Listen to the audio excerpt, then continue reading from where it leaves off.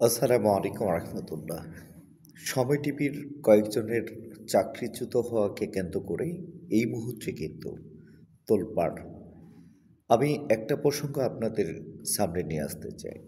৫ই আগস্টের পরে এই যে অভ্যুত্থান, বিপ্লব বা দ্বিতীয় স্বাধীনতা যেটাই বলুন না কেন, এরপরে কিন্তু এদেশের ছাত্র জনতা তারা চেয়েছিল যে সময় টিভি, একাত্তর টিভি সহ যে সকল টেলিভিশনগুলো নির্লজ্জভাবে লেজুর ভিত্তিক দালালি করেছিলেন বা শেখ হাসিনাকে স্বৈরাচার হওয়ার জন্য হাতিয়ার হিসেবে কাজ করেছিলেন, এই সকল চ্যানেলগুলো বন্ধ হয়ে যাবে বা এরকম কিন্তু একটা পরিস্থিতি তৈরি হয়েছিল।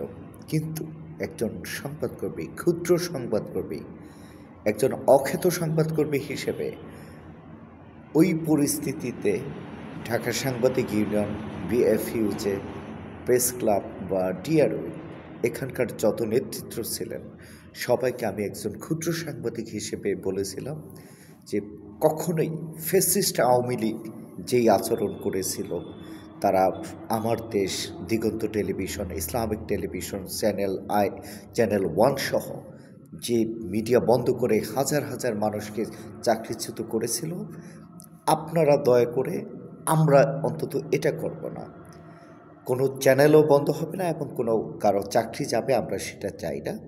এবং সেটাই কিন্তু হয়েছিল। ৫ই আগস্টের পরে এই যে পরবর্তী ৫ মাস চলে গেছে,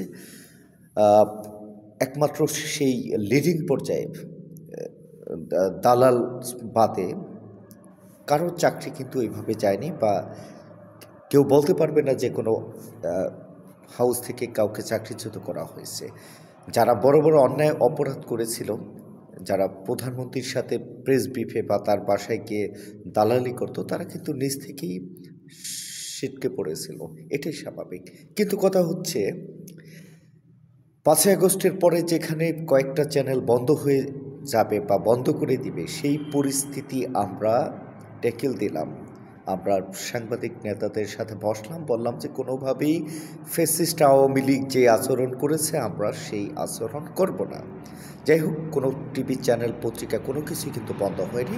এবং সময় টিভি, একাত্তর টিভিকে একটা অ্যাঙ্গেল, সময় টিভি আরেকটা অ্যাঙ্গেল। আমি মনে করি যে বাংলাদেশের পার্সপেক্টে সময় টিভি হলো একাত্তর সহ অন্যান্য যে কোনো, ইভেন ইসরায়েলের কিছু চ্যানেলের চেয়েও সবচেয়ে নিকৃষ্ট একটি মারাত্মক করাপ্টেড চ্যানেল হলো সময় টিভি।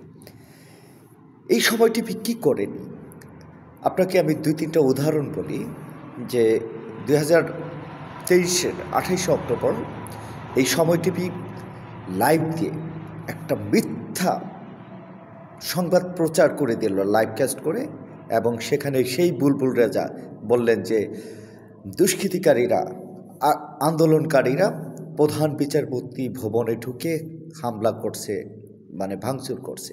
কিন্তু সেটা পরবর্তীতে করাপশন ইন মিডিয়া এবং বিভিন্ন অ্যানালাইসিসে সত্যিটা বের হয়ে আসে। আসলে সেটা প্রধান বিচারপতি ভবনের গেট ছিল না, সেটা ছিল তারই পাশে আইডিপি, ডিপ্লোমা ইঞ্জিনিয়ার্স ইনস্টিটিউটের। তো এই যে এটা কেন করছে বুলবুল রেজা বা সময় টিভি, এটা কেন করেছিল? কারণ এগুলো যদি পুরো দেশবাসীর কাছে পৌঁছে দেওয়া যায়, তাহলে এই আন্দোলনকারীরা চাপে পড়বে, তাদের সরকারও পদক্ষেপ নিতে, ইনিশিয়েটিভ নিতে, গুলি চালাতে তাদের জন্য সুবিধা হবে। তো এই যে বুলবুল রেজা, এই যে সময় টিভি যারা এই মিথ্যা প্রচারটা করলেন যে যেখানে গেট ভাঙচুর হয়েছে আইডিবি, সেখানে তারা দাবি করলেন যে হামলা হয়েছে প্রধান বিচারপতির ভবনে। তো এই যে মিথ্যাচার, কি এই বুলবুল রেজার কি এই গত ৫ মাসের চাকরি গিয়েছিল? যায়নি। এরপরে আসুন জুলাই বিপ্লবে পুলিশকে সরাসরি বলতেছে সময় টিভির সাংবাদিক যে ভাই ওই যে ছাত্র জনতা গুলি চালান, আমরা ফুটেজ নিব। এরপরও কিন্তু এই চ্যানেলটা বন্ধ করেনি, আমরা বন্ধ করতে দেইনি। আজ আরেকটা বিষয় আপনাদেরকে বলবো যে গত মাসে এক মাস হলো চট্টগ্রামে চিন্ময় প্রভুকে কেন্দ্র করে, তাকে আটককে কেন্দ্র করে ওখানে যে আইনজীবী আলেককে নৃশংসভাবে কুপিয়ে জবাই করে হত্যা করল, সেটা নিয়েও কিন্তু মিথ্যাচার এবং ফেসিস্টদের পক্ষ নিয়ে স্কলিং এবং সংবাদ পরিবেশন করলো। এত কিছুর পরও সময় টিভি তার সেই ভুল পাল্টেনি, সে কিন্তু সে আগের মতো আচরণ করে গেল। তখন আমরা বললাম যে এই সময় টিভিকে এত সুযোগ দেওয়া হলো, যেখানে সময় টিভি বন্ধ হয়ে যাওয়ার কথা সেখানে আমরা বন্ধ করতে দিলাম না, কিন্তু এই সময় টিভি এর ভিতরেও সেই অতীতের মতো সে ফ্যাসিস্ট, সে তার করাপশন করেই যাচ্ছে। তো এই পরে কিন্তু লিস্টটা হলো। এখন কথা হলো যে এই যে 5-10 জনের নাম গেল, যাদেরকে চাকরিচ্যুত করা হলো, আজকে আপনারা বড় বড় সুশীল সাজছেন, আপনাদের মানে লেখনী ব্যাখ্যা বিশ্লেষণ লাইভের ঠেলায় মানে থাকা যাচ্ছে না যে কি ভুল করে ফেললো এই অন্তর্বর্তীকালীন সরকার, এই কয়েকজনের চাকরি কেন গেল।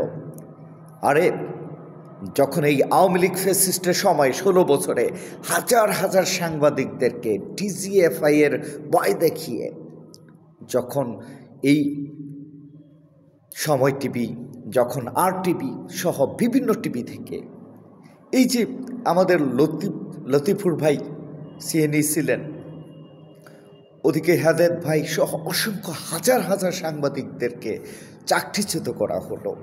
সময় টিভিতে ওবায়দুল্লাহ মামুন সহ অসংখ্য মানে দক্ষ রিপোর্টারদেরকে চাকরি, যেই সাংবাদিকরা দালালি করে চাকরিচ্যুত করলেন, চাকরি খেয়ে দিলেন, তো তারা আজকে তাদের চাকরি যাবে স্বাভাবিক। আপনি তখন কথা বলেন নাই কেন? লতিফুর ভাই, হেদায়েতুল্লাহ ভাই, কেন এখানে ওবায়দুল্লাহ মামুনরা, এখানে হাজার হাজার সাংবাদিকদের চাকরি গেল? তখন আপনি লাইভ ব্যাখ্যা বিশ্লেষণ, আপনার প্রতিবাদ ছিল না, আপনি তখন সুশীল ছিলেন না। কিন্তু এখন কয়েকজন যারা চিহ্নিত স্বৈরাচারের দোসর, তাদের চাকরি যাওয়াতে আপনি মায়া কান্না দেখাচ্ছেন, আপনি লাইভ বিশ্লেষণ ও